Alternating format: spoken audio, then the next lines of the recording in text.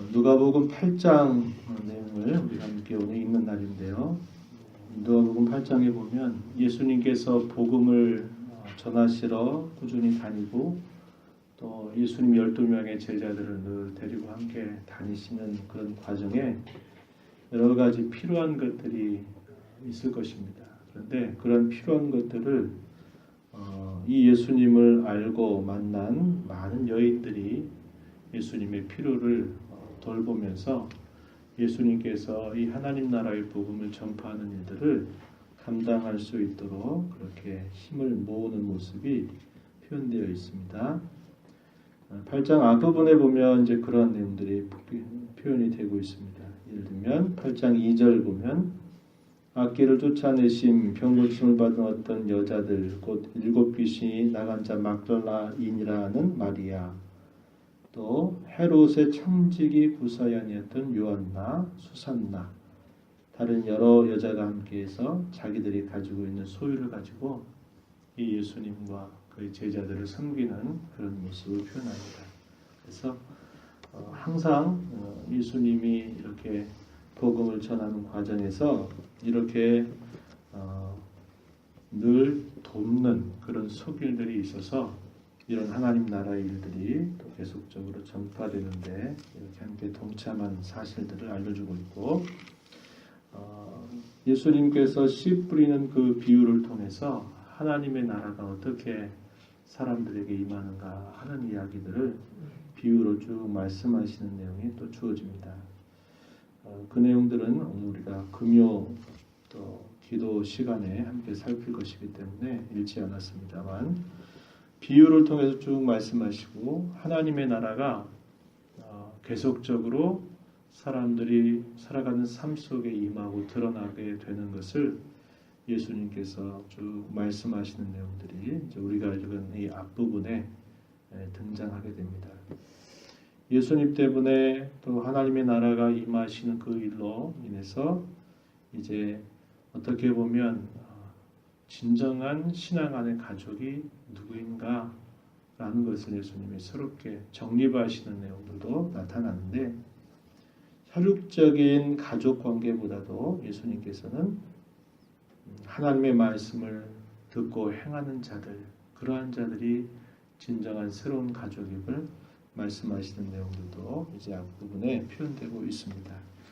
자, 이런 예수님의 가르침이 있고 난 다음에 예수님께서 제자들을 데리고 이제 갈릴리 바다를 건너가자라고 이렇게 말씀하시는 겁니다. 그래서 제자들을 데리고 배를 타고 이제 갈릴리 바다를 지나가는데 큰 광통이 호수 가운데 내려치게 되면서 이 배에 물이 가득 차게 되고 이 배가 전복될 위기를 맞게 되었어요. 그러니까 사람들이 다급해져서 아무리 노력을 해도 어떻게 할 수 있는 상황이 아니었던 겁니다. 그래서 예수님께서 아주 피곤하셔서 잠이 드신 중에 계셨는데 제자들이 예수님을 깨우는 겁니다. 주님, 주님, 우리가 죽을 지경입니다 라고 말하면서 예수님을 급하게 깨우자 예수님께서 그 바람 그리고 그 물결을 예수님께서 꾸짖으셨더니 그 말씀과 더불어서 그 풍랑과 그 바람이 잔잔하게 되는 그런 놀라운 일을 그들이 경험하게 되는 것입니다. 예수님께서 그때 물으시죠. 너희 믿음이 어디 있느냐 이렇게 물으시는 겁니다. 훗날에 이 제자들은 이 갈릴리 바다를 생각할 때마다 이제 잊지 못할 그런 사건이 하나 가슴에 새겨진 거죠. 그때 그렇게 큰 죽음의 위기 앞에 있었을 때 그 어떻게 할 줄 몰라서 안절부절 못해서 죽게 됐다고 주님을 급히 깨웠던 그때 과연 너희의 믿음이 어디 있느냐 하셨던 그 예수님의 음성을 잊을 수가 없었을 것이에요. 자, 이 일을 통해서 그들이 예수님의 또 다른 면모를 알게 된 겁니다. 그게 뭐냐? 예수님은 사람의 병만 고치고 사람의 또 귀신 들린 자들만 고칠 수 있는 그런 분이 아니라 예수님의 말씀에 이 바다도 또 이 모든 만물들도 그분의 말씀에 복종할 만큼 우리 예수님은 전능하신 하나님이시다라는 사실을 그들이 발견하고는 깜짝 놀라게 되는 것입니다. 그래서 그 일들을 통해서 결국 하나님께 영광을 돌리는 그런 모습이 나타나는 겁니다. 자, 그런 다음 그들이 예수님과 더불어 도착한 곳이 어디냐? 거라사 땅에 도착했습니다. 이 거라사 땅에 도착해서 하신 일은 크게 한 가지 사건으로 딱 요약이 되는데 그게 뭐냐면 귀신 들려서 사람의 통제를 도무지 받을 수 없는 그런 귀신 들렸던 광인, 이 사람을 예수님께서 치유해 주신 그 일에 대한 기록을 남겨주고 있다 하는 겁니다. 자, 26절 보시면 갈릴리 맞은편 거라사인의 땅, 유대인들에게 있어서는 이방 지역에 해당됐기 때문에 별로 관심이 없는 그런 곳입니다. 그런데 예수님이 제자들 데리고 그 풍랑 지나가지고 죽을 위험에 처할 수 있는 그런 위험을 무릅쓰고 제자들 데리고 데리고 가신 곳이 어디냐? 유대인들에게 별 관심이 없는 땅, 이 거라사 땅에 있는, 그것도 어떤 사람도 제할 수 없고 저 사람 빨리 없어지는 게 좋겠지 할 정도로 아무 누구도 관심을 갖지 않고 있는 귀신 들린 그런 한 광인을 예수님께서 찾아가셨다 하는 겁니다. 자, 그 일을 통해서 어떤 일이 벌어져요? 무적에게로 들어가지 말게 해달라라고 하는 간청을 예수님 앞에 올리면서 네 이름이 뭐냐 그랬더니 군대라 그랬습니다. 그러니까 한두 어떤 귀신들에 들린 정도가 아니라 그야말로 많은 수많은 귀신들에 사로잡혀 있는 사람임을 표현해 주는 것이죠. 그래서 때마침 그 산에서 있는 돼지떼에 들어가기를 허락해 달라고 하는 간청을 듣고 예수님이 허락하니까 그 귀신들이 그 돼지떼에 들어가서 그 많은 돼지들이 몰수하게 되는 그런 사건이 발생하게 돼요.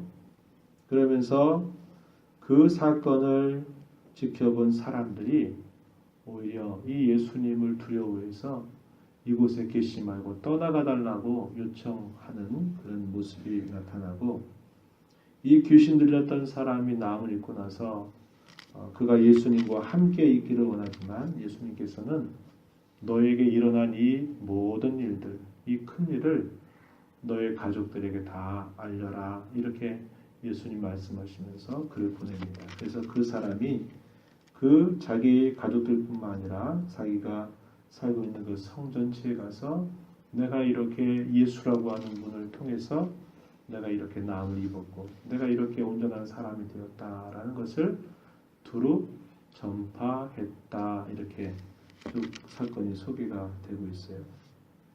자, 그런 다음 예수님이 다시 돌아오셨다, 이 말은 다시 그 갈릴리 바다를 건너서 제자들 데리고 다시 돌아오셨다, 이 말입니다. 예수님이 왜 거라사 땅에 왜 가셨어요? 그것도 목숨을 무릅쓰고 왜 가셨습니까? 아무도 거들떠보지 않는 이방 사람들, 그리고 그 이방 사람 중에서도 정말 쓰잘데기 없는, 그리고 모든 사람들이 어떻게 할 수 없는 미친 사람, 그 한 사람 건져내려고 예수님이 그 큰 어떤 일들을 무릅쓰고 이 갈릴리 바다를 건넜다가 다시 건너오셨다, 이 말입니다. 뭘 우리가 보게 됩니까? 가련하고 불쌍한 한 영혼을 그토록 사랑하시는 그 예수님의 인자와 긍휼하심, 그것을 이 사건이 아주 분명하게 보여주고 있다, 이 말입니다. 그래서 한 영혼이 천하보다도 귀하다라고 하는 그런 말씀을 하신 그런 예수님의 그 말씀의 뜻도 바로 이런 사건들을 통해서 제자들은 분명하게 가슴에 새길 수 있게 된 것이에요. 다시 본래 사역하셨던 곳으로 돌아오자마자 이 회당장이었던 야이로의 딸이 거의 죽게 되는 그런 상황에 있어서 예수님께 도움을 청하게 되고, 예수님이 그 딸이 있는 곳으로 가는 도중에 12해 동안 혈루증을 앓았던 한 여인, 사람들 가운데 부정해서 나타날 수 없었다. 그리고 다른 복음서에 보니까 그가 고치려고 그 많은 세월 동안 다 자기 있는 것들을 다 해서 의원도 만나고 다 하려고 했지만 결국 돈만 허비하고 아무런 그런 상태가 좋아하지 못했던 한 여인이 예수님이 지나가시는 그 과정에 그분을 이렇게 조금이라도 만져보려고 하는 그런 모습 속에 이 여인이 어떻게 됩니까?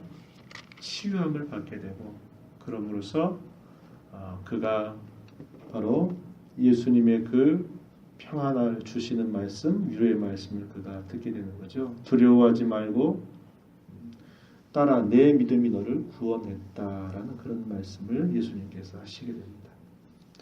야이로의 그 딸이 죽어가고 있는 그 현장에 들어갔을 때 이미 그 딸은 죽었었고 그런 가운데서도 예수님이 또 말씀하시죠. 50절 이것도 우리가 늘 기억해야 될 말씀이 될 겁니다. 두려워하지 말고 뭐하기만 하라?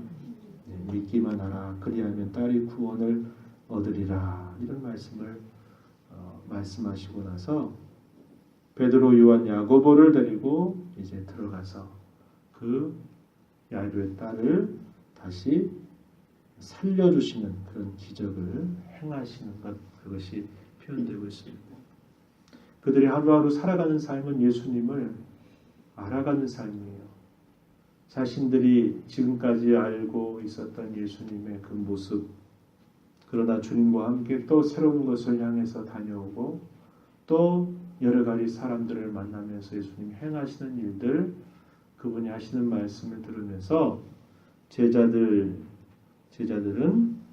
예수님이 과연 누구이신가 하는 것을 하나하나 깊이 알아가게 된다 하는 사실이죠. 모든 천지 만물들도 그분의 말씀 앞에 복종하게 된다라고 하는 사실, 그리고 얼마나 그분의 자비와 인자가 크신지 사람들이 전혀 거들떠보지 않는 한 미친 광인을 치료하시기 위해서 그 긴, 그 어려운 그런 과정을 감내하셨던 예수님의 모습, 귀신 들린 그리고 사탄마저도 다 제어하시는 그분의 능력, 병도 생명도 주관하시는 예수님의 그분의 능력, 이런 것들을 이 복음서에 오늘 기록된 이런 사건들을 통해서 아주 다양하게 예수님의 모습을 보여주고 있다 하는 겁니다. 근데 이것이 모든 사람이 보고 다 깨닫는 게 아니었다 이 말이에요. 예수님이 비유로 그런 말씀을 하셨어요. 우리가 읽지 않았습니다만, 자 8장 10절 가서 보면 하나님 나라의 비밀을 아는 것이 너희에게는 허락되었다라고 말씀합니다.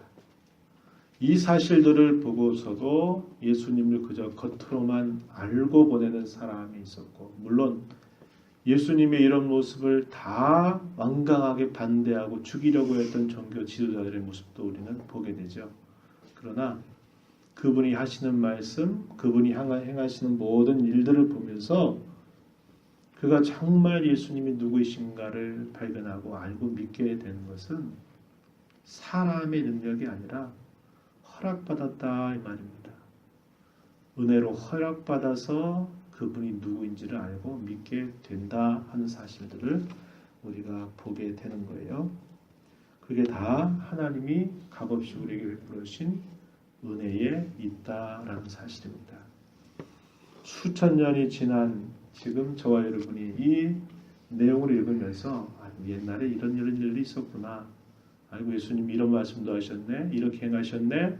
이렇게만 우리가 여기는 게 아니고 그렇게 말씀하셨던 주님, 그렇게 행하셨던 그 주님이 오늘 나의 구주, 나의 하나님, 나의 친구, 나와 언제나 함께 하시는 분이 되셨다고 하는 사실이 믿어지는 것, 이게 하나님의 큰 은혜가 아닐 수 없어요. 이런 은혜에 감사하면서 예수님께서 저와 여러분에게 베풀어 주시는 그 귀한 은혜를 알지 못하는 사람에게 드러내고 전하고 간증하며 살아가는 저와 여러분의 삶이 되기를 진심으로 축복합니다.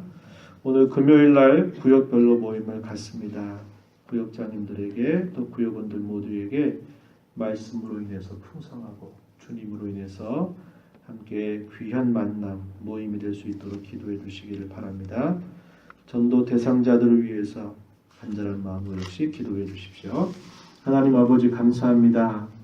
저희들에게 또 이 하루도 주의 인자하심으로 우리에게 생명을 허락하시고 이 하루를 시작하면서도 하나님께서 우리에게 주시는 말씀을 함께 읽고 듣고 교훈받게 해주셔서 감사합니다. 아버지 하나님, 얼마나 가난하고 헐벗고 굶주린 영혼들을 불쌍히 여기시고 사랑하시는지, 또 모든 천지와 만물을 주장하시며 병과 또 모든 영적인 세력들조차도 다 제어하시는 그런 주님의 능력을 우리가 오늘도 복음서의 말씀을 통해서 읽습니다. 그러나 이 모든 사실들이 모든 사람들에게 이렇게 밝히 알려지고 깨닫게 된 사실이 아니라 하나님의 은혜로 말미암아 허락된 은혜임을 다시 한번 저희들이 깨닫고 이렇게 오늘도 주님 앞에 나와서 이 은혜 받은 자가 되게 하신 이 사실들을 다시 한번 일깨워 주심을 감사합니다. 이 은혜 더 풍성하게 알게 하시고 누리게 하시고 이 은혜 전하며 살아가는 저희들의 삶, 저희들의 입술이 되도록 도와 주시옵소서. 주 앞에 나와 간구하는 모든 심령들을 용납하시고 이 시간도 주님 저희들을 만나 주시며 주와 통행하는 이 하루의 삶이 되도록 저희들을 이끌어 주시옵소서. 예수님 이름으로 기도하옵나이다. 아멘.